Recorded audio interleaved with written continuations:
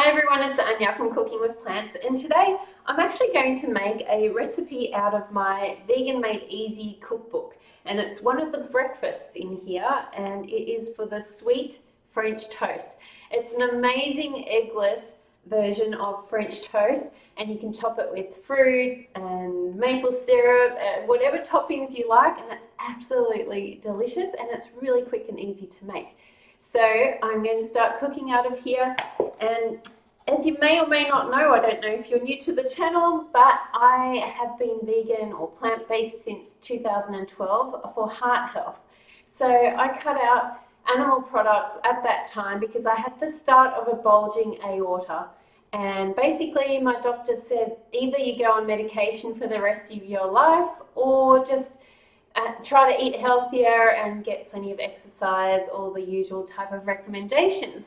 And I didn't want to go on medication, and so I decided to research into what type of diet was best for reversing heart disease, or at least halting heart disease, and came across the China study, a book called the China Study, and then also plant-based doctors that were all recommending and pointing me in the direction of eating a plant-based diet. So at that time I changed over, I stopped eating things like eggs, but I still wanted tasty food. So I came up with a whole collection of my favorite recipes. I was experimenting, trying to replace the traditional foods I'd been used to cooking and eating.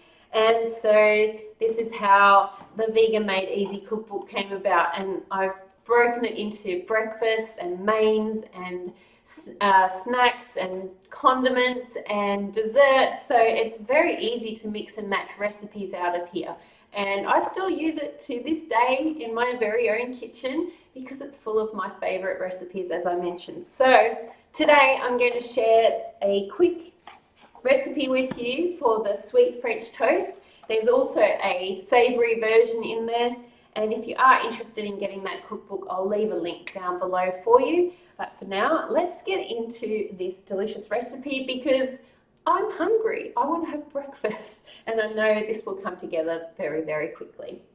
So the base of this is a nice protein-rich chickpea flour. So it's a great way to start the day, and it's very easy and versatile ingredient that you can use. If you don't have chickpea flour on hand, but you might have some dried chickpeas, then you can always grind those up in a blender as well as an option. So 1/3 of a cup of chickpea flour. I'm also adding 1/3 of a cup of plant-based milk. Today I'm using oat milk, but you could use any of your favorite plant-based milks that you like. And then I'm going to add about a teaspoon of vanilla extract. Love the smell of vanilla. It's one of my favorite smells. And then about 1/2 teaspoon of cinnamon.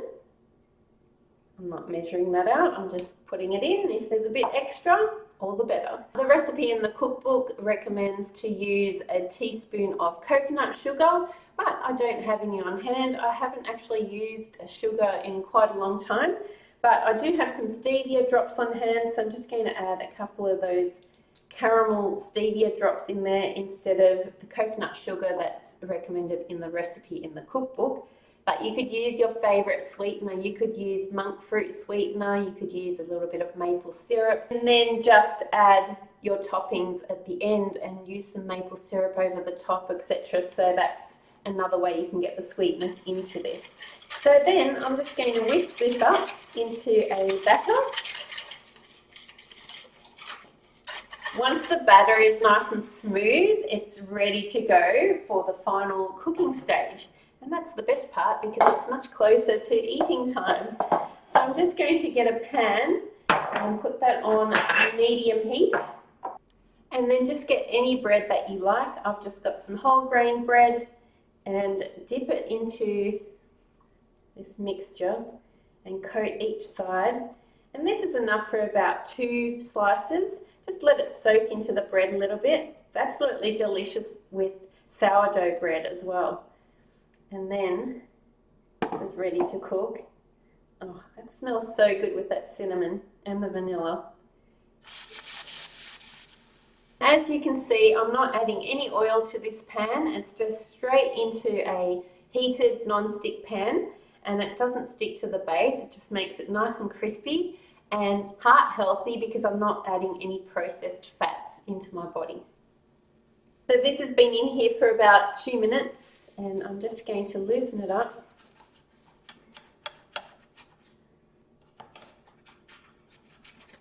And flip it over. Turn the heat down a little bit. I'm just not patient enough. I've got the heat too high because I'm hungry. I want to eat. But you can see it's all nice and crispy on the outside.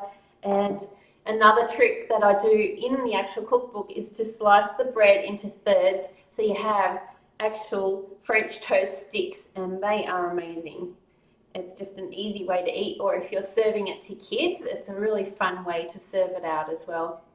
Okay, so yes, that's nice and crispy. Oh, that smells so good. I'm going to have a little bite. Oh, yum. That's so good.